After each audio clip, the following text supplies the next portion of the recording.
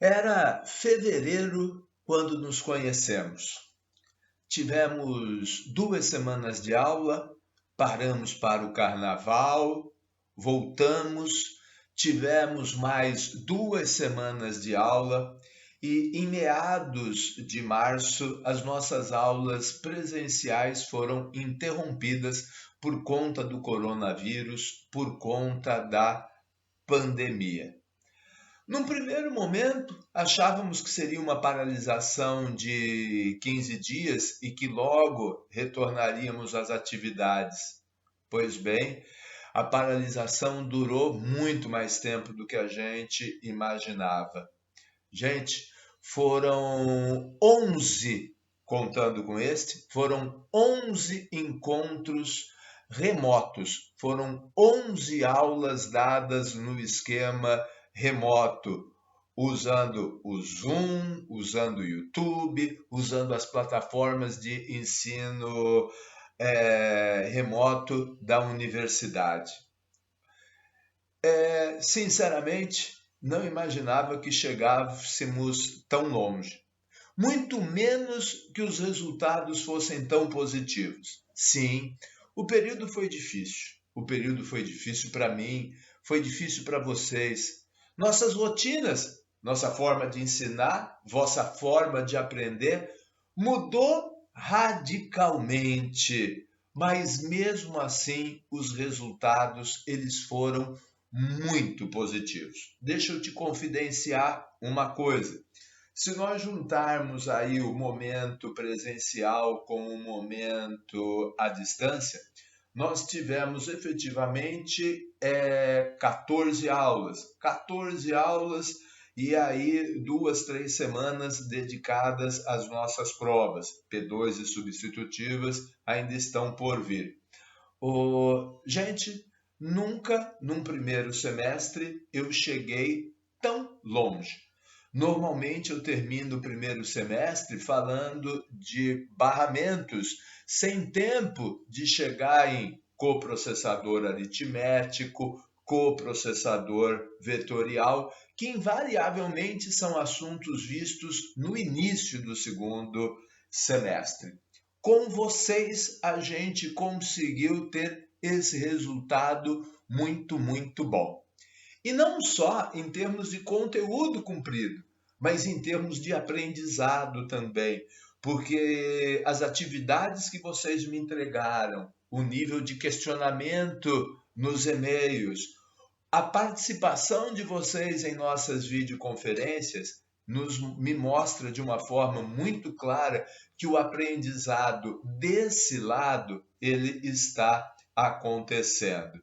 Então, eu gostaria de parabenizá-los pelos resultados obtidos. Gente, nos conhecemos há pouco tempo, é verdade, não tem nem 6 meses, mas eu já vos admiro. Vocês são ótimos. Eu tenho certeza que um futuro promissor, que belas oportunidades de emprego e estágio estão à vossa espera. É uma questão de tempo.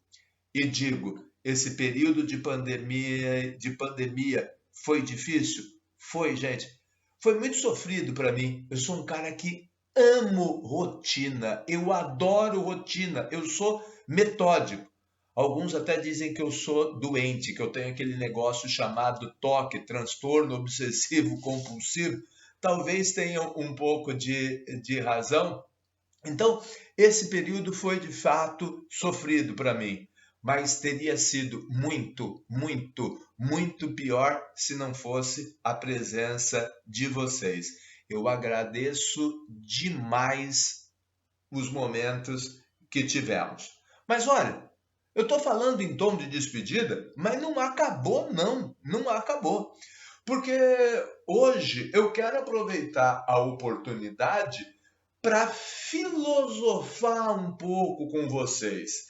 Eu quero aproveitar a oportunidade para mostrar, ou melhor, a palavra certa é para provar a vocês muito daquilo que a gente falou ao longo das nossas aulas. Aliás, o conteúdo da aula de hoje é esquisito.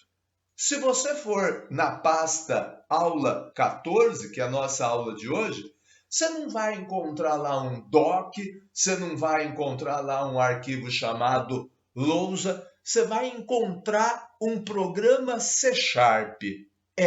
A nossa aula de hoje vai ter como infraestrutura um programa feito por mim em C#, que eu quero discutir a execução desse programa com vocês. Então, vamos lá, gente, vamos ao código. Gente, quando eu falo em código, talvez alguns de vocês fiquem meio assustados. Talvez alguns de vocês tenham ficado um pouco traumatizados com aquela nossa primeira atividade do período remoto, que foi a atividade que manipulava uma rotina de criptografia. Fica tranquilo, o código que eu quero mostrar para você hoje é muito, muito sossegado, tá? Porém, nos traz resultados impressionantes. Então vamos lá. O meu programa começa e eu começo declarando aqui 5 variáveis. Variável resultado, variável A, variável B e as variáveis start e stop. Com relação às variáveis resultado A e B, tenho a impressão que está tranquilão, gente. Agora, as variáveis start e stop, eu tenho a impressão que são novidades para vocês. Elas não são do tipo int, float, string, são do tipo datetime. E será que eu preciso te dizer o que se armazena dentro de uma variável do tipo datetime? Claro que não, claro que não. Uma variável do tipo datetime serve para armazenar data e hora. Exatamente. Aliás, me permitam uma correção. Eu vou tratar start e stop como duas variáveis. Você vai acreditar que são duas variáveis, mas no fundo, não são não, tá? No fundo, são objetos. Mas, gente, essa é uma discussão que a gente vai ter mais adiante. Que, aliás, a gente não, né? Não eu com vocês, mas o Luiz Antônio vai ter essa discussão com vocês ao longo do segundo semestre. Eu só estou fazendo observação porque eu tenho na turma aqueles que programam já há mais tempo, que têm um pouco mais de experiência e que talvez tenham os seus ouvidos agredidos quando eu falar que start e stop são duas variáveis. Mas, meus amigos, para quem está começando agora, esquece esse papo, start e stop são duas variáveis. Pois bem, aqui na sequência, estou fazendo a multiplicação de A por B. Estou multiplicando o valor de A por B. Estou fazendo a multiplicação de 3.700 por 140. Ok? Pois bem, lembre-se que esse negócio de multiplicação faz de conta, tá? No fundo, quando eu executo o programa, o processador vai transformar essa multiplicação em sucessivas somas. Tá lembrado disso? E, aliás, como vão ser muitas somas mesmo, no caso 139 somas, ele vai desviar esse processamento lá ao meu coprocessador aritmético, certo? Então, meus amigos, aqui está o resultado. Percebam que antes de fazer a conta, eu registrei a data e a hora de agora dentro da variável start.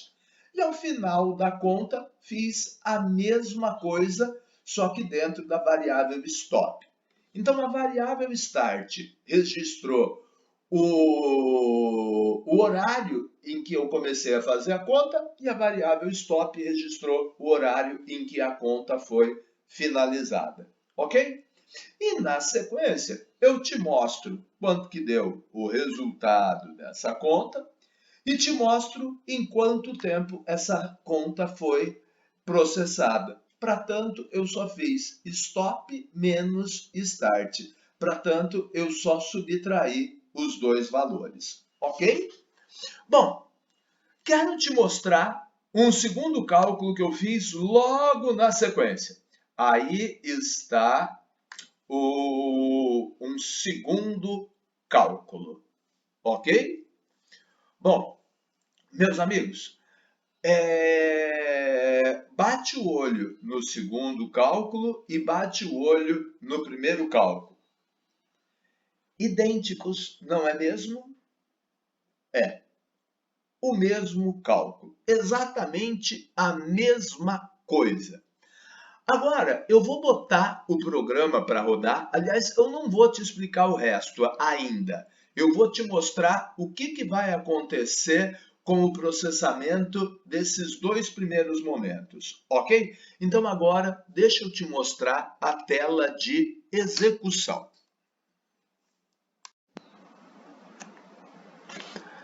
Meus amigos, percebam, o primeiro cálculo gastou esse tempo aqui.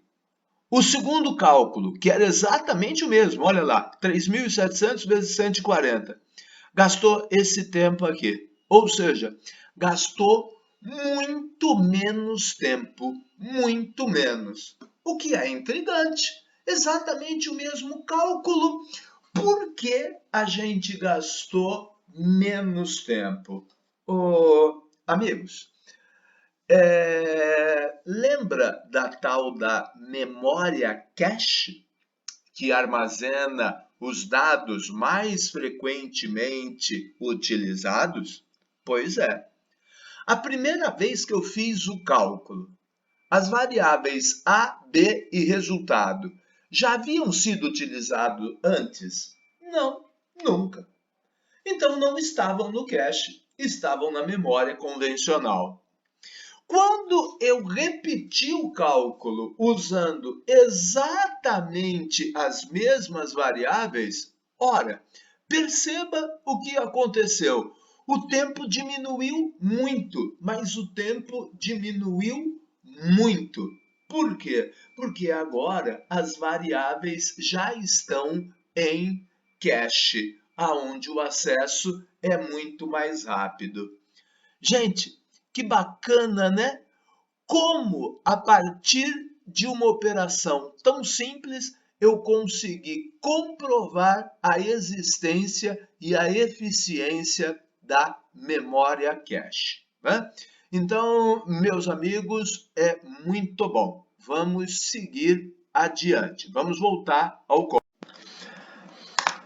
De volta ao código, eu quero te mostrar na sequência que depois de ter feito o segundo cálculo, eu tenho aqui um terceiro bloco de processamento. Parecido. Eu continuo fazendo a conta 3.700 vezes 140. Eu continuo fazendo essa conta. Porém, agora, perceba que essa conta ela está sendo repetida, na verdade, aqui, 100 milhões de vezes. Eu estou fazendo a mesma conta 100 milhões de vezes. Ora, é natural que eu vá gastar, portanto, mais tempo. Então, amigos, vamos voltar para a tela de execução e conferir se a nossa expectativa é...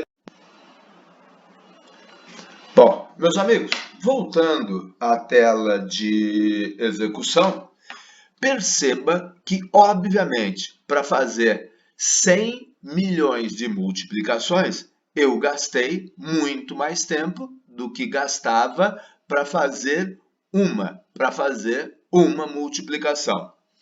Ô professor, Esse tempo aí de 100 milhões de multiplicações é alguma coisa perto, próxima de meio segundo?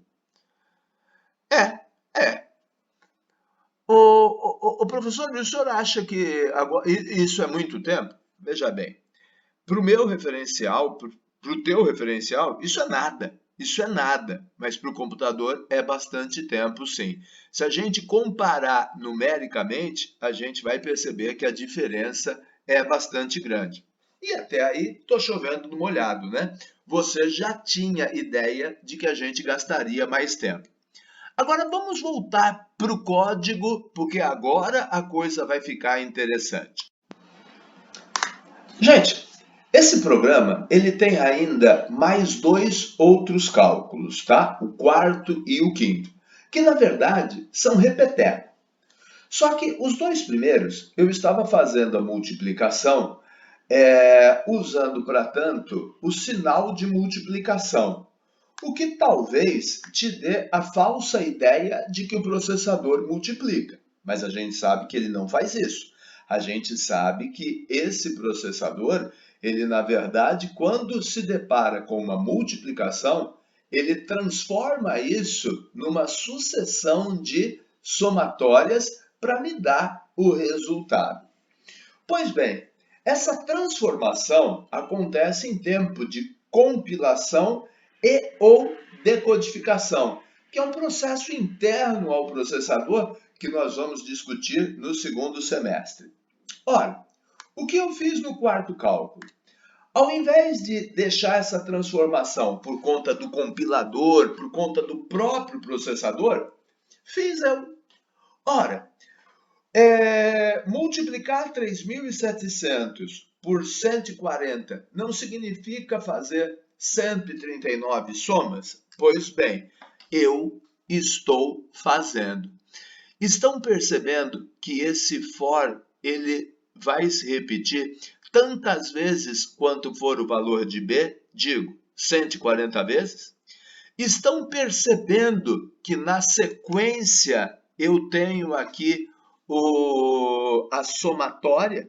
Ou seja, eu aqui estou descrevendo algoritmicamente falando aquilo que o processador faz internamente. Já estou traduzindo para ele a multiplicação numa sucessão de somas. E o quinto cálculo faz exatamente a mesma coisa, exatamente a mesma coisa. Porém, repetindo-se 100 milhões de vezes. Ora, vamos confrontar as contas, ou melhor, os tempos agora? Vamos lá. Gente, olha os tempos. Este tempo aqui foi o tempo que eu fiz uma multiplicação. Agora, o tempo que eu fiz uma multiplicação usando sucessivas somas. Gente, o tempo foi bem maior, não foi? Ora, se na verdade ele não multiplica, ele faz sucessivas somas, como é que se justifica? Os tempos não tinham que ser iguais ou muito próximos? Por que esse disparate? Aliás, esse disparate ele pode ser melhor evidenciado quando eu comparar o tempo para 100 milhões de multiplicações. Olha aqui, o tempo, a diferença. Aqui gastou 30 segundos, meio minuto. Em aqui gasta uma fração de segundo, um terço de segundo. Gente, por que essa desproporcionalidade? Ora, porque quando o processador se depara com a multiplicação, ele fala: ih, rapaz, isso vai me dar um trabalho danado. O coprocessador, vem aqui, faz para mim. Ele entrega isso para o coprocessador. Então, amigos, quem fez isso aqui? O coprocessador aritmético. Quando ele se depara com uma soma, o processador raciocina: opa, Soma é molezinha. Soma, deixa comigo. Eu faço. Então, aqui eu tenho os tempos feitos pelo coprocessador. E aqui eu tenho os tempos feitos pelo coprocessador aritmético. Ou seja, acho que consegui comprovar que o coprocessador aritmético é realmente mais rápido na realização de cálculos. Ele é especializado e, como já disse em nossa aula passada, o trabalho de quem é especializado é feito com maior precisão e de forma mais rápida. Gente, é isso.